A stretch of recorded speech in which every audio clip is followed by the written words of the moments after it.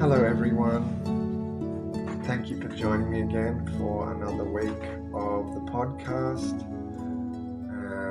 I am feeling good. I'm looking forward to bringing you another experience from the afterlife so we can get another person's perspective on what happens when we leave this physical body and cross over into a dimension that is by all people's accounts beyond the description of words. So let's go for this week's journey. So this one is from a lady called Beatrice, surname starting with W, Beatrice W, and it is on the NDERF website. It happened to me in the summer of 1996. At the time, I was 20 years old and was on the way to a public festival near a swimming lake. I was with my then boyfriend and some other people. It was a nice, warm summer evening around 10 p.m. My boyfriend and I had been dining in a restaurant. After the meal, he asked me what kind of strange red dots were on my neck. I knew I had allergies since my earliest childhood, but I never had any skin symptoms. We walked about 200 meters towards the festival when I noticed some lightheadedness. I fainted when we arrived at the festival entrance. I can remember blackness in front of my eyes and feeling that my legs were giving way. I was still able to reach for my boyfriend's jacket to hold myself up. He turned and saw that my eyes turned backwards. Another friend came from behind and caught me.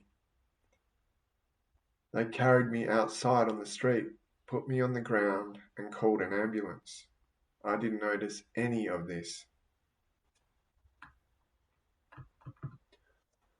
Suddenly I heard buzzing, followed by a hushed pop noise. I left my body through an opening in my head. This happened automatically without any action of my own. I was surrounded in a black void that was somewhat uncomfortable. I needed to get my bearings and was aware that even though I couldn't see my body anymore, I was still myself with all my feelings, character traits, and thinking. Having or not having a body was irrelevant. I felt good, light, and free. I was pure consciousness. I had a clear mind, a strong will, and a crystal clear perception. I also had additional abilities that are not possible in earthly life. I was surrounded by nothing but black infinity. The blackness never felt dark, scary, or empty. To the contrary, I was feeling better and better. I was more myself as ever before, and I knew that my body was down on earth. I continued to move up, even farther away from it. I also wondered how I knew this. I knew that I had peeled off my earthly body like a pullover that you pull off before going to bed. I peeled off my role that I'd been playing in this earthly life like a role in a movie, and now I was myself again, and this was a very liberating sensation.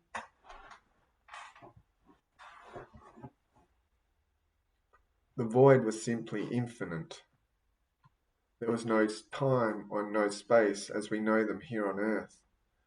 But still, everything was completely normal and profoundly familiar. I started to move through this infinite black space. I could beam myself literally within this infinity with my thoughts. I only needed to think, I want to go over there, and I was over there. I was flying here and there through the black universe. I also could change my own size. Sometimes I made myself small, sometimes I expanded myself close to infinity. It was a great feeling, and I tried more and more things. I enjoyed the vastness and infinity. I felt incredibly well, safe, and endlessly free. This was pure freedom and simply the most natural thing of the world, as if I'd never been doing anything else. And I knew that's my home, my original being, the original existence of all of us, the home of all our souls. It's from here that I come from, and it's here where I belong.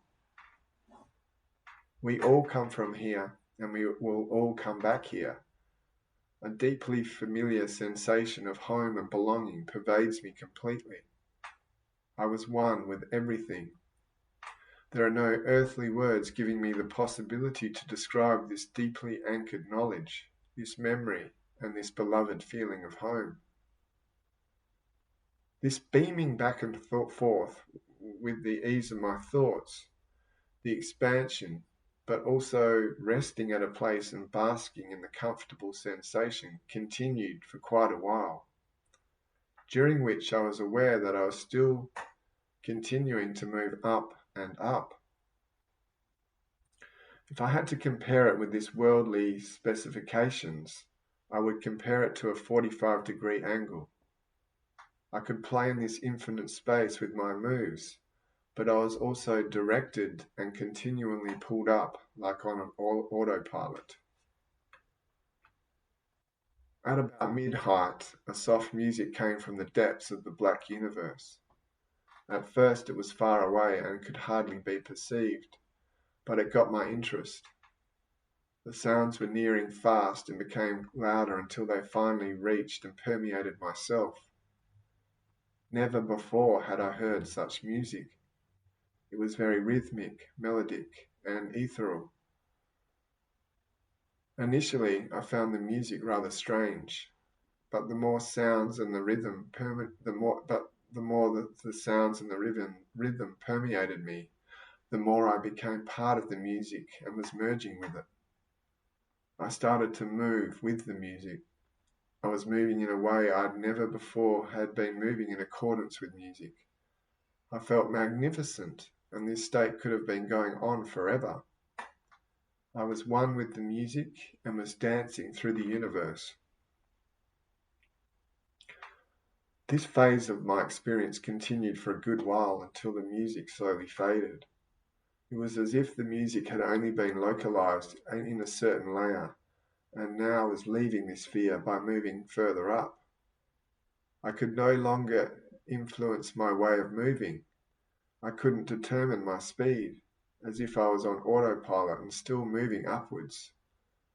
I felt great anticipation that I was nearing my destination. It was a feeling like just before reaching the finishing line, but it was as if the memory of my present life was fading the more I moved away from my body. The ride slowed down and suddenly the ride stopped. I was frustrated because I wanted it to continue. I heard that beyond this border was fulfillment. It was the home of our soul, my beloved home, my origin, everything that I am, the place of pure bliss, simply everything. Several times I wanted to beam myself beyond the barrier, but to no avail. When I struggled with this, from the depths of the universe a voice came. At first it sounded muted and far away, but it approached very fast and became louder until it was close by and resounded from all sides around and through me. It was a male voice, clear, distinct, powerful, and determining. The voice said, "Beatrice, you can't continue here. Here is your stop." I wondered who was talking to me, but I didn't think to ask the voice. I also wondered how this voice knew me. But instead of asking, I replied, "But I want to..." I was astonished by wanting to assert my will in front of this powerful presence. The voice again said, "You cannot stay. You have to go back." I was deeply shocked, yet the words burst out.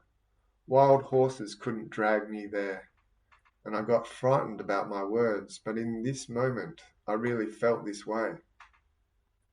The idea to turn around, go back into my old life now that that home was so near, was shattering. I can't say that I actually saw what came next in the way we see here on earth with human eyes. It was more of an inner sight. I saw my boyfriend holding up my legs and calling my name. Beatrice, Beatrice. Suddenly, I was inside of him, in his chest, and felt his despair, but also all his love he was feeling for me. This feeling was incredible and overwhelming. Never before or after had I experienced such a feeling. It was a feeling of such love, all his love through all the ages and the total love of the universe merged into one feeling. And the voice said to me, "He loves you and is waiting for you." I decided he will get over it and can continue his life without me. Again, I was scared about the harshness of my words and decision. Then my parents were shown to me in my inner eye, and the voice said, "Your parents need you, and you have to take care of them." I thought about my mother and felt that she would need time to recover from my loss, but I also was optimistic that she would understand my decision. So I answered, "With time she will overcome this, and both of them will get along without me." My decision was clear. I wanted to get beyond the border. I wanted to get back home. The voice answered calmly and insistingly, "No, you have to go back. You still have to come to complete your work." This I couldn't understand. What work? What kind of fancy talk is this? What kind of duties? Sorry for disillusionment. We are not enlightened when we leave our body, but we are still facing all facets of our identity. My thoughts had certainly been heard, but unfortunately no answer came back. The sentence, "You still have to fulfill your work," was reverberating for a while, and I wondered what was meant by this. It was like a mission given to me. As I didn't get an answer, and I still continued a few times to get over the invisible border to no avail, there was a kind of push, like being pushed back with some kind of compressed air, and was then speeding directly towards earth and my body. A deeply shattering sensation went through myself. I felt rejected and lost. At half height, where before the beautiful music had been, I fervently wished the music would show up again. I would have given anything to merge into those sounds. But I rapidly continued towards the ground. Slowly I realized I really had to go back to my old life. The ride abruptly slowed down and I knew I was just above my body. Finally, I dove back into my body. It was dark, but a different darkness as in the infinity of the universe. It was dark and I felt small and lost. At the same time, I was extremely narrow. I felt like being wedged into a sausage, and I thought, is this so narrow because I'm too thin? I answered myself, it's always narrow, even if your width is 1 meter. I felt this tightness like a strong physical pain. I also had the most awful sensation of homesickness you can imagine, and a total despair. Now I will have to continue until this life until its end. This idea left me quite depressive. I didn't know this kind of feelings from my previous life, and hadn't had them since in the same extent. But in that moment it was very bad, and I knew that if I couldn't bring myself to counteract these depressive feelings with positive ideas, then I might remain depressive for the rest of my life. This seemed a horrible mental image. What an emotional roller coaster shortly before my home was in hand's reach, and I'd been anticipation of heaven, and now I was so depressed and sad as never before. A solution was needed. I couldn't stay that way. So I tried to pick up some courage. I really scanned my feelings for positive steps until I found some. Memories of my present life showed up with that, and that generated optimism. Up until now, my life had been quite okay. It had even been beautiful. And then I thought about my friend, his love and his fear that I had been feeling up there, and started to worry about him. I wanted to tell him, hey, don't worry about me, I'm here and I feel wonderful. This feeling motivated me. Suddenly the feeling of depression gave way. I was happy about this and was now ready to wake up. After this, a moment of silence followed, a complete silence, and then I heard a whooshing in my ears. This was the first real physical sensation in an earthly sense. I now knew that my soul was again completely connected to my body. I could literally feel when this fusion happened. The noise in my ears became louder. I sensed that my biological circuit was back. Then the noise was dying away and I could distinctly hear the noises of the festivity. The memory of the event was still present. And now the memory of the previous situation came back. I had fainted. My eyes were still closed, but I knew who was sitting at my table. It was a friend of mine. She held my hand. I said, did I talk or move in a strange way? Because during my experience I'd been talking and dancing. I was scared that I might have behaved in a strange way during my blackout. He said, no, you were just laying there. This reassured me. So I said, I just had a fancy dream. There was a voice talking to me in music that moved me a lot. She said, yes, you let yourself wake up completely. My boyfriend, seeing that I was awake, let my legs flailing. They flopped around on the hard ground.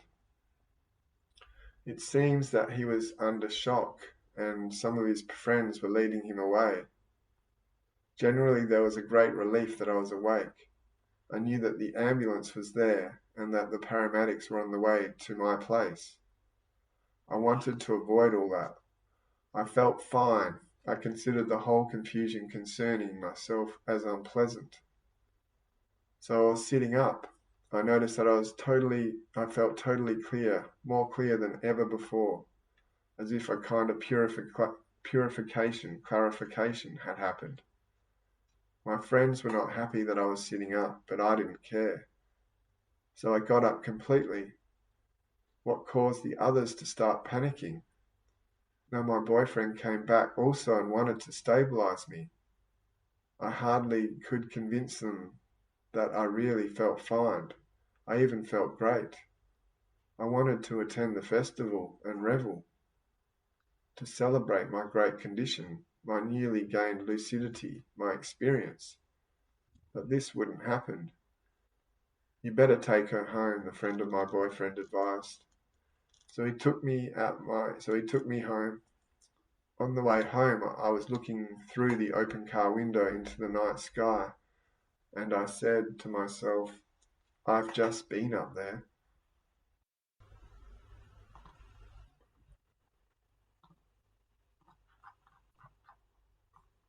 And that's the end of Beatrice's experience. So let's go through it again. Okay, so she's a young lady, she's 20 years old, and she is about to go out and have a nice night at a swimming lake, she says. And there's a bit of a public festival going on at the same time. So she decides to have a bit of a night out. She goes and has a meal with her boyfriend beforehand, and as they're eating their meal, the boyfriend notices that she has some what she describes as strange red dots on her neck, and She says she's always had allergies, but never noticed skin problems before. I'm a bit the same. I've always had a few allergies, and as the weather warms up, it generally starts to flare up a bit. But like this lady, I have never had any skin issues either.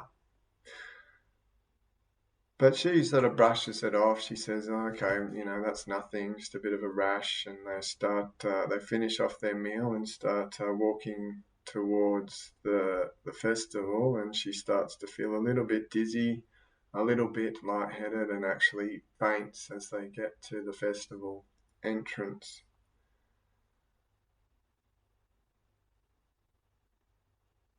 And this is where she leaves her body, as a lot of people do. She hears a bit of a plopping noise, and she says this is what happens, and this is the sound her soul or her consciousness made as it was actually leaving her body. And from there, the experience takes a pretty interesting direction, I think.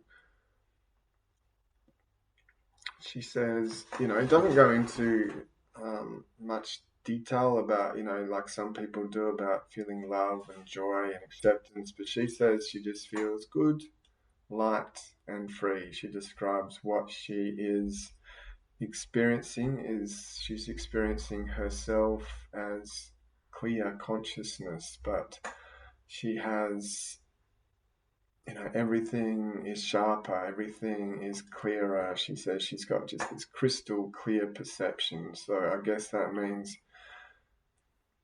perception. What does that mean? It means what they can see, what they can perceive. Everything is just more vivid and sharper and easier to comprehend. And she says, in the last sentence of this paragraph says, I also had additional abilities that are not possible in earthly life. Okay, you don't just write that and not add a few extra comments onto it. I mean, come on, can you please describe what you mean by that? That sounds really interesting. And the only reason I can think she has not, well, I can think of a couple of reasons why she hasn't expanded on that sentence, but hopefully the main reason is because she isn't able to articulate exactly what these abilities are. But the fact that she knows she's got additional abilities says that there is some way of potentially describing them, and yeah, I guess she just hasn't been bothered is probably the other reason to go into a little bit more detail here, which is fine. We still get a good chunk of her experience here and can still take a fair bit out of it. So once she's in this ball of consciousness and has this crystal clear perception, she moves away from the physical realm and into what she describes as a black infinity. I guess this is otherwise known as the void, or I don't know, I guess some people might even call this purgatory. It's just there's nothing there. It's dark. It's scary. It's not. She says she doesn't feel scared. It's just darkness and emptiness and nothingness. And I guess when people get to a similar sort of void in their experiences, it varies on how they are feeling in their souls as to what this experience in the void is like. Because some will get scared, some will get a bit panicky, some will get a bit anxious, and others, like Beatrice, say they just get to this space and they feel better and better. So even though there's nothing to see or hear or experience, and it's just pure darkness, she feels herself, that she feels she's back to herself, even more so than when she had a body and she was on earth. It feels to her like she's more home in this environment than she does in her body as an earthling. So that's a pretty tricky to get your head around, and I guess the thoughts that run through my mind when I read something like that is, I guess, at some point in our existence as a soul, that's all there was. There was no form or experiences to compare ourselves to or to watch. It was just blackness everywhere, and maybe the part of her soul that is experiencing this is remembering what that was like before there was all these planets and other things to see and experience. I guess at some point there was just um, nothingness, and she feels content being in that space, and maybe that's because she's been reminded of what it was like once upon a time, or I guess there's still places in the universe, well there is because she's gone there, where you can still experience this. And to further complicate things, you've got to remember that there's no such thing as time. So I say there was blackness and nothingness at one point in time, but there is no such thing as time. So there is no past, there is no future. So yeah, it makes your head spin trying to think about that, and it's even harder for me trying to explain it because I've never had an NDE. I don't know what these people are trying to relate to us from an experiential point of view. I just am reading their experiences and trying to give you a bit of an analysis, and you've got to remember it's just my analysis, so I could get it wrong. I probably do more often than not, and yeah, what you think is a lot more valid, I think, anyway.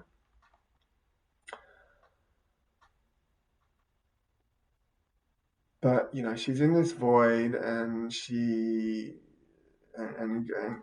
a void, you got to imagine, and she describes this as an infinite void. So, but she says she still sort of has some concept of her individual self, and she can feel herself moving a little bit, and she does start to move, and she starts to think, okay, how do I know I'm actually moving? I'm in a black void where there's nothing to compare myself to. So if I'm moving, how do I even know that? There's nothing whooshing past me. But some part of her seems to recognize that she is moving.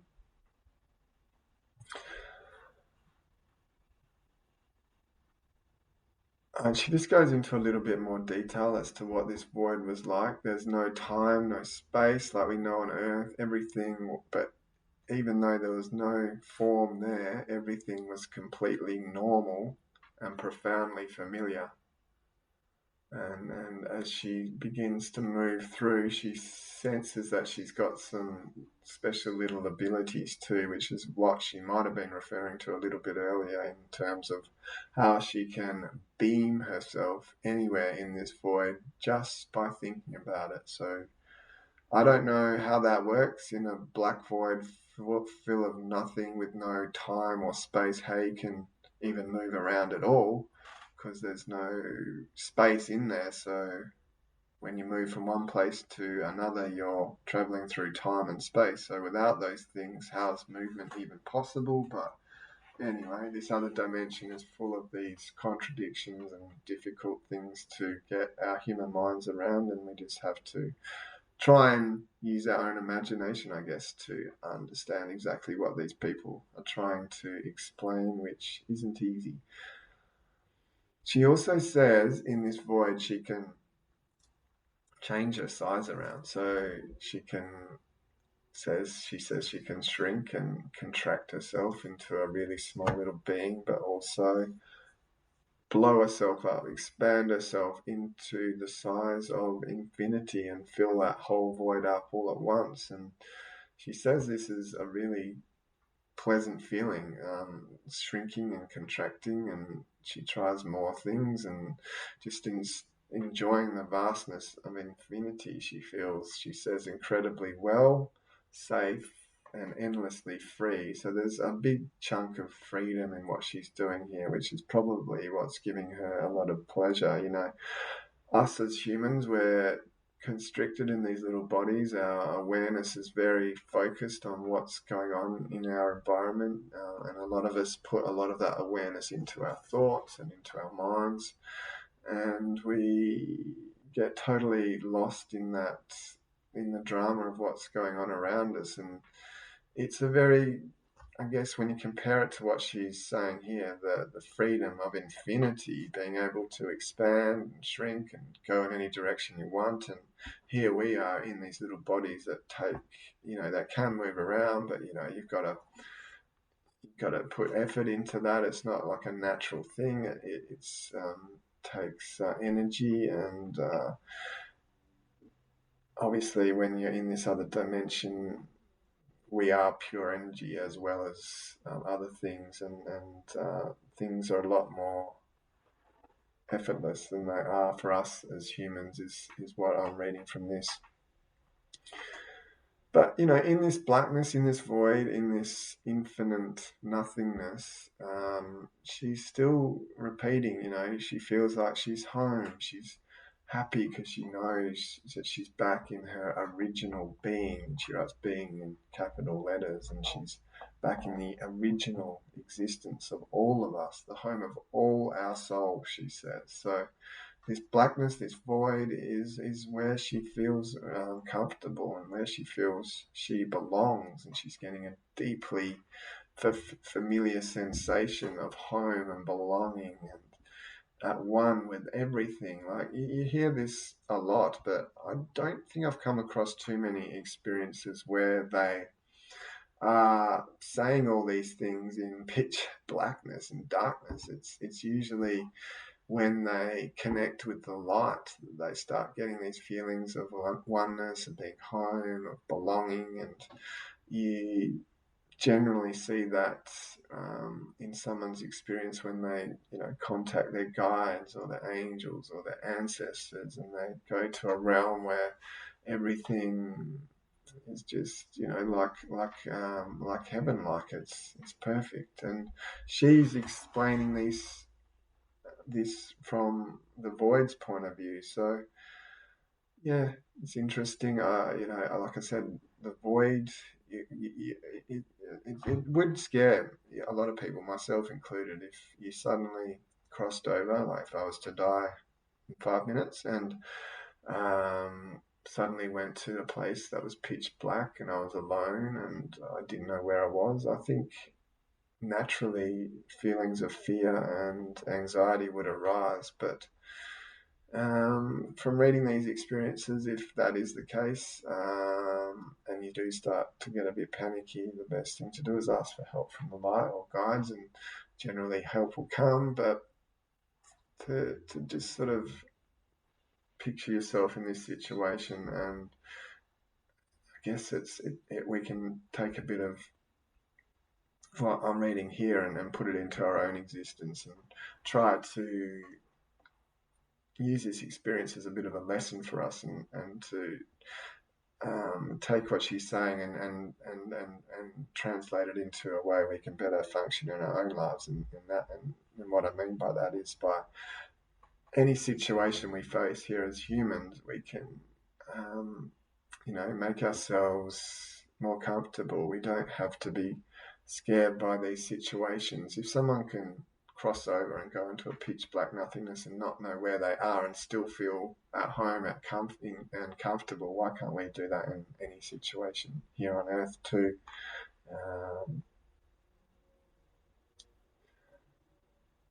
So yeah, she's still thinking, she says, in this void. She's still able to think. So that's another clue as to what some people experience as a soul. Although they don't have their body anymore, they still seem to have their senses. But that probably isn't the best way to compare what people in a pure consciousness form experience. It's just a way of us relating to what they are going through. Because I don't know, does a pure soul see? Is that the right word? Or does it experience? Is that even the right word? Like, yeah, touch, like, smell, what is it like as a soul, which is one of these questions I constantly wrestle with when reading these experiences, because people are very challenged when they try to explain exactly what's happened to them, and the best way they can do that is compare that to what we experience on Earth. And obviously Earth is a world of form and physical, so crossing over to a dimension where there's no such thing as form or anything physical, describing what's going on there is going to be challenging, especially using words that have been developed in a world surrounded by form and physicality. So, yeah, I can see the conundrum people face when trying to describe exactly what they're experiencing. But yeah, no, like I usually say, good on them for trying.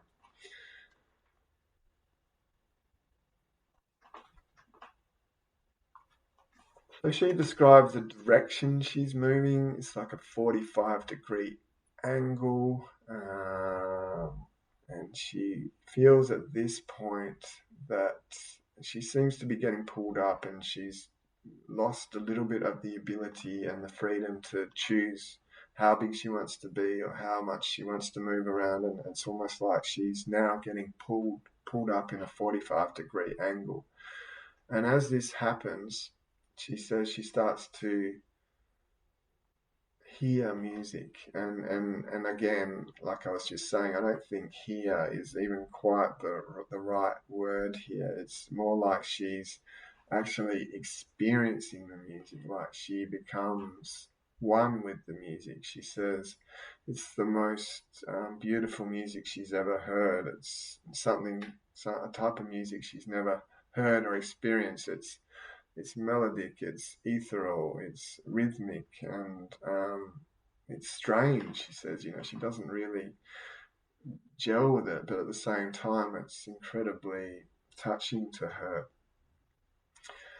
And this experience goes on for a while where she becomes the music. I know that's hard for me to get my head around. I know when I hear some good music, it gives me goosebumps. You lose yourself. You totally forget anything else that's going on around you, and you just totally get absorbed by a good piece of music, which we can all relate to. But actually becoming one with that, I guess that is something only the soul can do. She says she's so at one with the music, she feels as though she's dancing through the universe.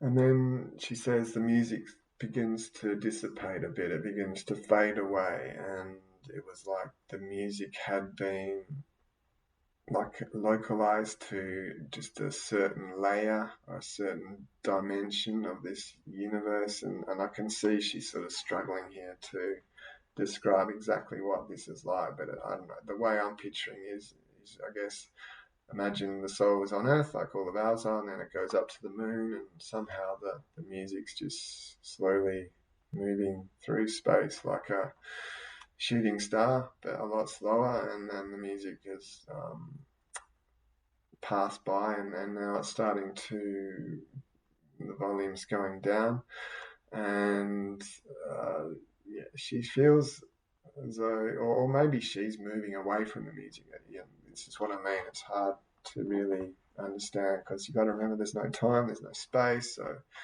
describing exactly how this all goes down for people is really confusing, and we do our best though. And as this music starts to go away, she says she feels she gets a little bit frustrated because she was feeling, she was enjoying it, and now it's over. But she continues to remain in this other dimension, and she then says she gets closer to this border. Now, this border you come across in the odd experience. Most people describe it as an area that cannot be accessed, and most people seem to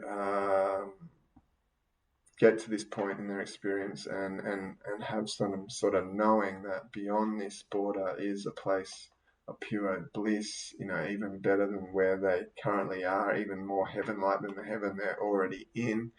And the way she describes it is, she says, behind this border was the home of the soul, the origin, everything I am, the place of pure bliss, simply everything. So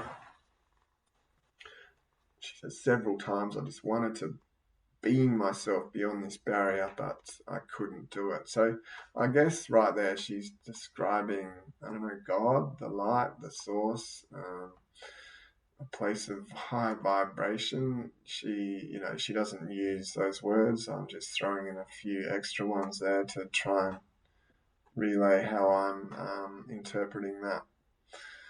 And when she's at this border, she just can't seem to cross it. And when most people get there, it's a similar thing. Like once they do, there's no turning back. They feel that this border is the line between permanent physical death and eternity with God. And once that boundary is crossed, you are back with God in eternity. And it depends on, and various people have different explanations of what actually happens once that border is crossed and you are with God. But most people say that they seem to have a bit of individuality, but also a sense of connectedness and oneness, and the individuality is gone. So they seem to have both experiences of oneness and individualness. And I don't know how that works again either, but this is what people say.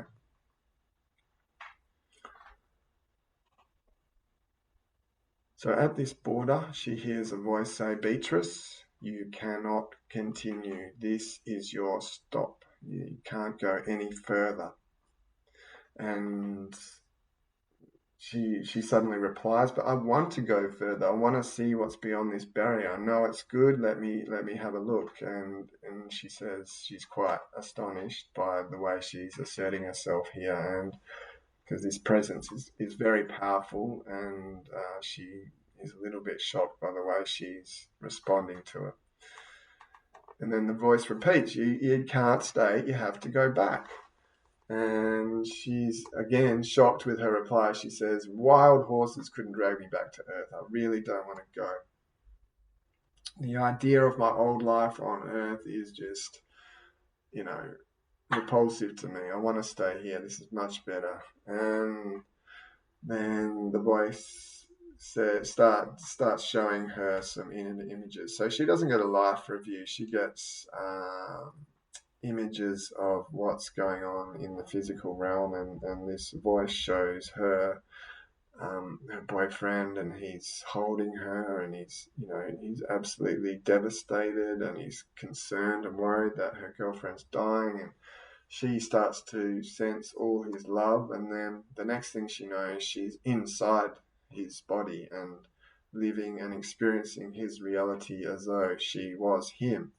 And I guess this part of the experience has a few parallels to what people experience when they have a life review in a near-death experience. It's only what she's experiencing here is happening in real time. It's not a past event or a future event. It's something that's happening right now, because when you have a life review, people will go back to a scene that's happened in their life, and they will be able to go and jump into the body that wasn't theirs. So say you were having a fight with someone, you can go back and have that experience as the person you were having a fight with rather than yourself, and see what they were thinking and feeling during that argument, and relive that experience, just not from your perspective, from the other person's perspective. And I think we have life reviews as a bit of a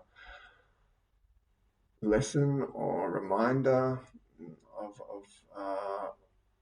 and a bit of a teacher of empathy and compassion and understanding of how certain experiences went down, and they can obviously give us a new perspective and understanding on what happened throughout certain experiences in all of our lives.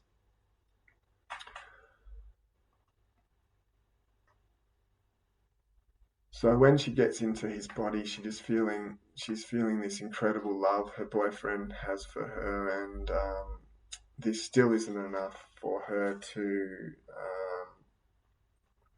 change her mind. So the voice says, "Look, you can see that he loves you and he's waiting for you and he wants you to get better." And Beatrice says back to this voice, who, I don't know, is it the light? Is it a guy that doesn't even try to, this experience doesn't really try to label it, but her response to this little experience, the voice, as Beatrice calls it, gives her, is to say he will get over it and can continue his life without me. So again, she's being pretty stubborn. Again, she wants to stay in this heaven-like realm, and she just is determined to stay on Earth. Like, so I mean, on in this other dimension, like many of people who experience an NDR do. They the harshness on Earth is quite unappealing from a lot of consciousness point of view, and it makes you wonder why we actually do that. But I won't go into why we come here today. There's plenty of insight on that in past episodes.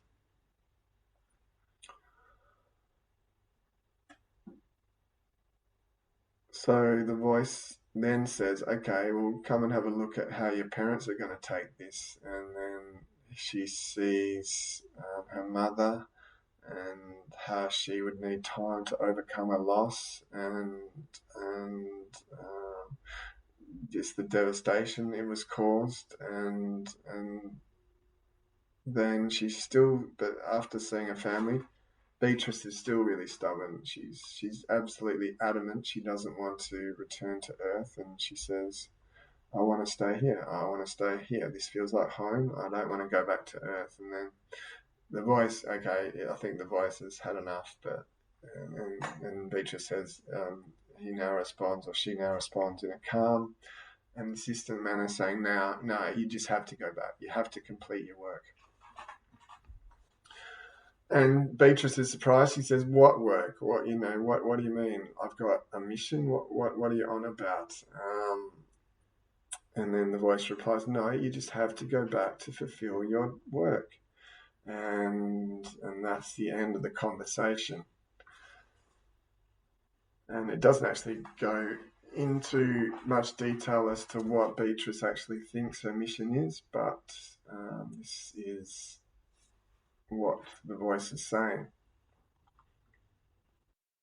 So we're getting towards the end of this experience now. She basically feels as though she's been forced to come back to Earth in the end. It's this voice can't convince her to make this decision on her own, which makes me wonder why they even have this communication in the first place. Why bother sort of having this back and forth? Why not just force her to go back in the first place? But anyway, this is what happens. This is different. It's every person's experience is different at this point. Sometimes they will voluntarily come back. Other times they will be forced to come back, like this time. Sometimes they're directly asked, "Do you want to come back?"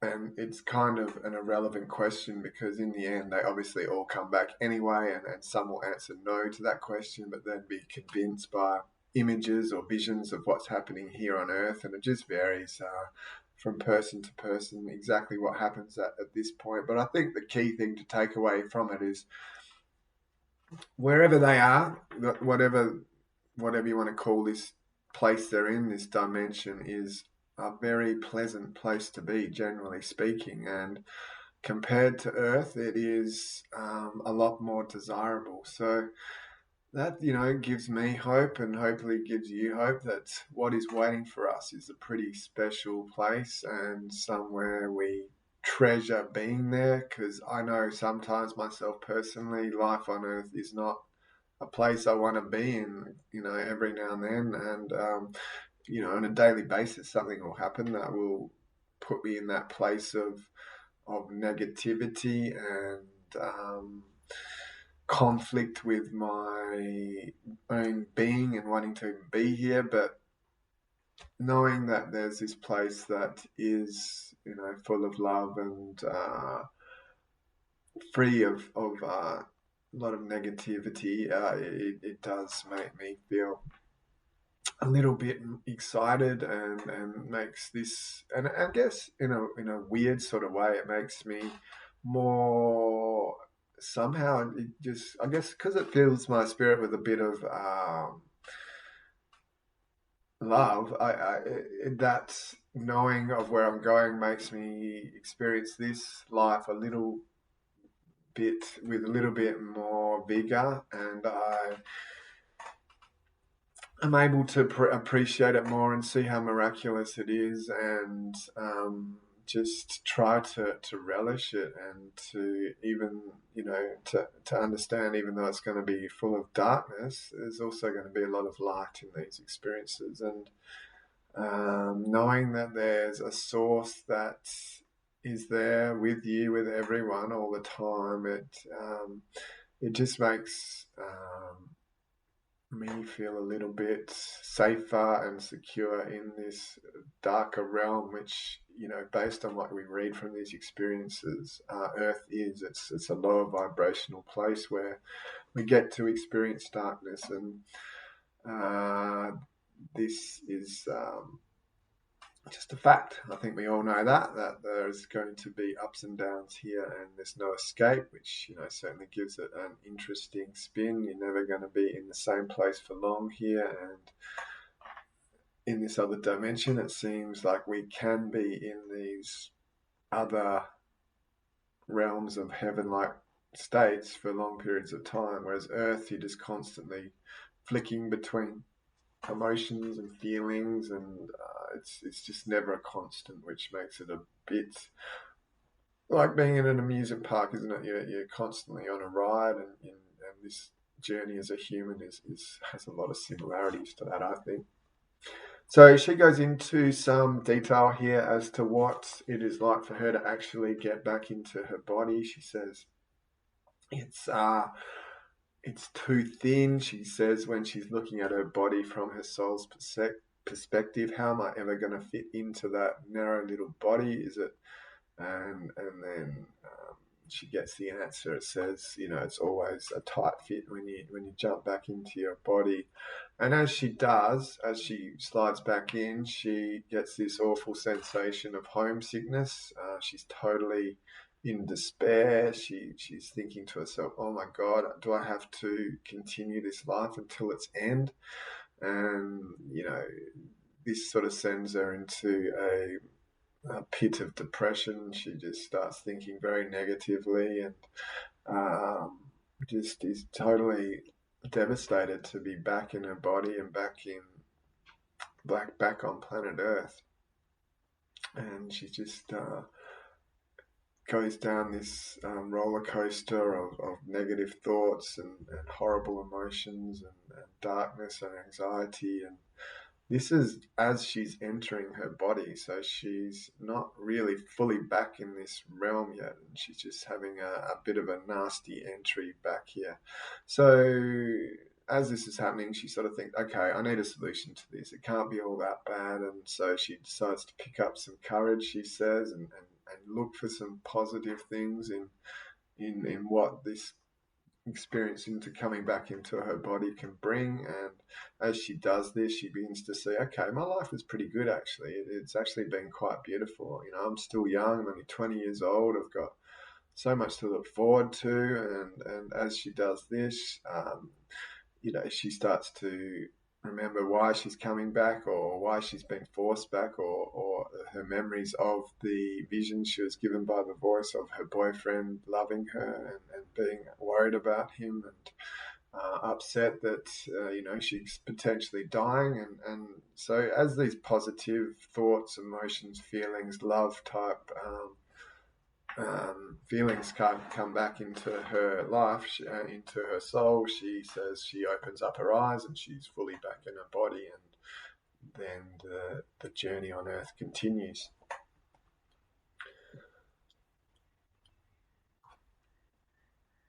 And then she just goes into a bit of detail at the end there about how her friends coped with her being back in the body, and not much more to add there at the end. So that's the end of that experience. Just give me 60 seconds to have a bit of a breather, and then I'll finish it up.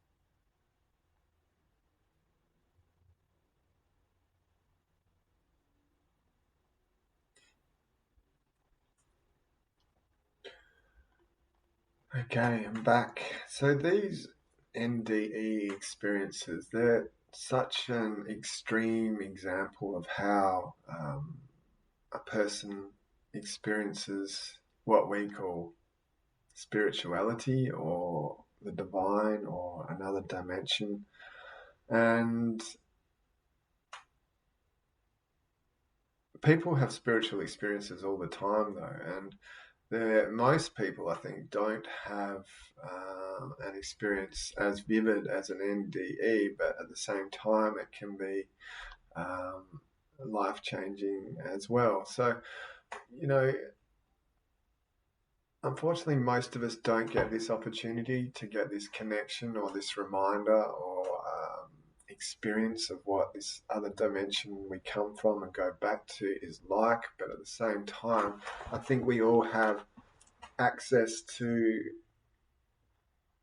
the source on a daily basis if we're listening and we try to hear it. It's talking to us all through the experiences we're having and trying to connect with us all the time. And you just got to listen, and you don't have to have a near-death experience to experience the light and know what that's like. Obviously, when you're still in your physical body, it's going to be a different experience to the ones I'm reading out each week. But at the same time,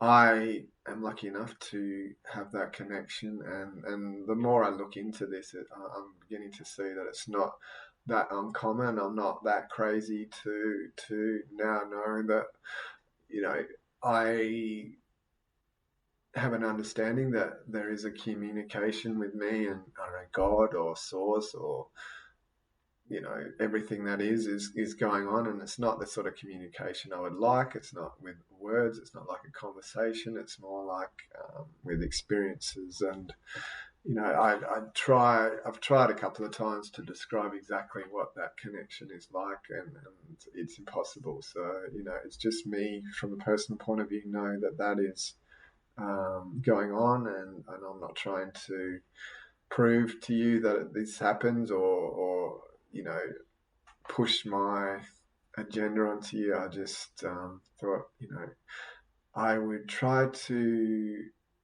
put it into words what a connection to the light is like, but it's difficult. So hopefully some of you listening out there know what I'm talking about, and just know that words are difficult to explain exactly what goes on when you have a spiritually transformative experience. And like I said, these near-death experiences are at the upper end of dramatic and powerful, and that's why I love them, because they pack a punch and they're full of really good messages, and they make all the rest of us who have had smaller experiences, and those who haven't had them yet but are trying to find them, they give you that bit of incentive to keep looking that little bit harder and trying to get that connection or that bit of proof even yourself. So, some people like myself a few years ago didn't even think that there was anything more than what we see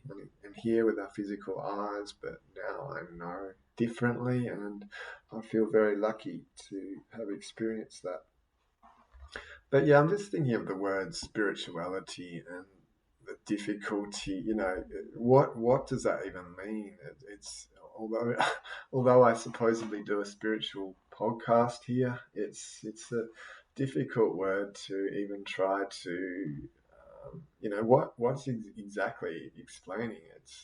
It's bizarre, isn't it? The way I see it is spirituality is trying to explain the impossible. It's probably the best way I can think of interpreting that word, and I guess that's the way I look at it anyway. It's spirituality. It's something that's beyond human conception. It's beyond the words that are manufactured in a world of form, and it just goes beyond all that, and it's bigger and it's more powerful and it's more magic than I think we could ever describe. And that's how I'd like to end today's episode. Thank you for listening, and I love you, and I'll talk to you next week.